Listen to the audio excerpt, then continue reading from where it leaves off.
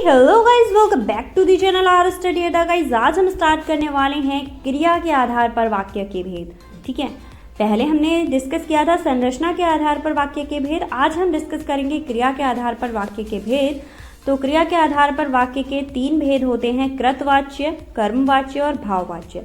इन सारों की डेफिनेशन देखेंगे और एग्जाम्पल्स देखेंगे। सबसे पहले हम कृतवाच्य की डेफिनेशन।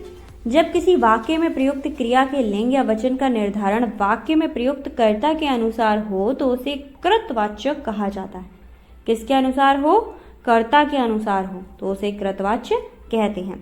अर्थात वाक्य में प्रयुक्त कर्ता के लिंग एवं वचन में परिवर्तन करते हुए यदि वाक्य में प्रयुक्त क्रिया के लिंग एवं वचन में भी परिवर्तन हो जाए तो वहां कृतवाक्य होता है। कृतवाच्य में क्रिया सकर्मक और अकर्मक होती है।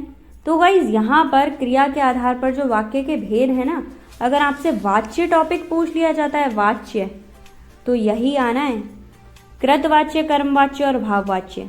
ठीक है, अगर आप अलग अलग पढ़ेंगे तो कंफ्यूज हो जाएंगे। यहीं से देख लेना, कर्मवाच्य, कृतवाच्य और भाववाच्य, यही वाच्य है। अब कृतवाच्य के एग्जाम्पल्स देख लीजिए।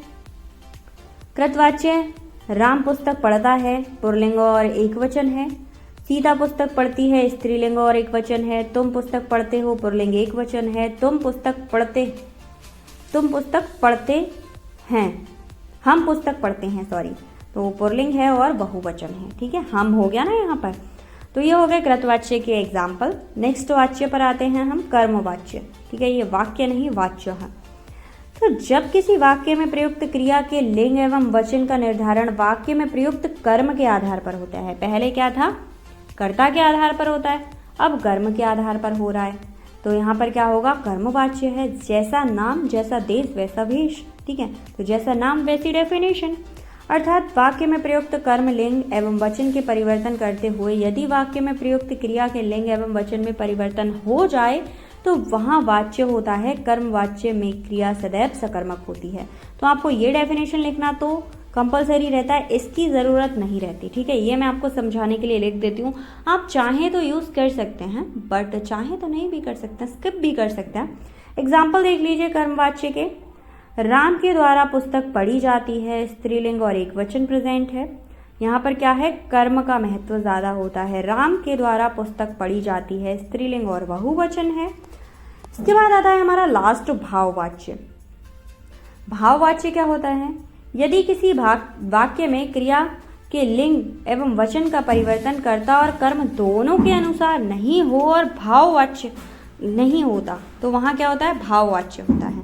कर्ता पर भी नहीं हो रहा है, कर्म पर भी नहीं हो रहा है, तो वहाँ पर कर्ता वाच्य भी नहीं है और कर्म वाच्य भी नहीं है, तो वहाँ क्या होगा? भाववाच्य प्रेजेंट होता है। भाववाच्य में क्रिया सदैव अकर्मक होती है। क्रिया का वचन एक वचन एवं लिंग सदैव पुल्लिंग होता है।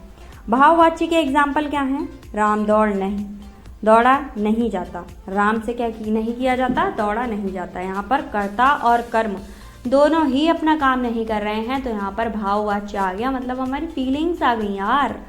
नेक्स्ट है, बच्चों से भागा नहीं गया। बच्चे हमारे कौन हो गए? कर्ता हो गए। भागा नहीं गया कर्म हो गया। अब नहीं गया तो भाई भाववाच्य प्रेजेंट है, कर्ता कर्म दोनों ही नहीं है, तो भाववाच्य यहाँ पर प्रेजेंट है।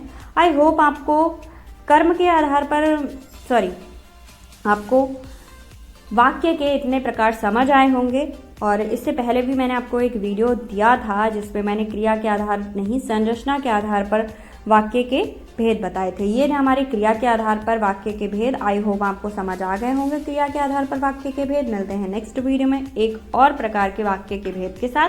Thank you so much.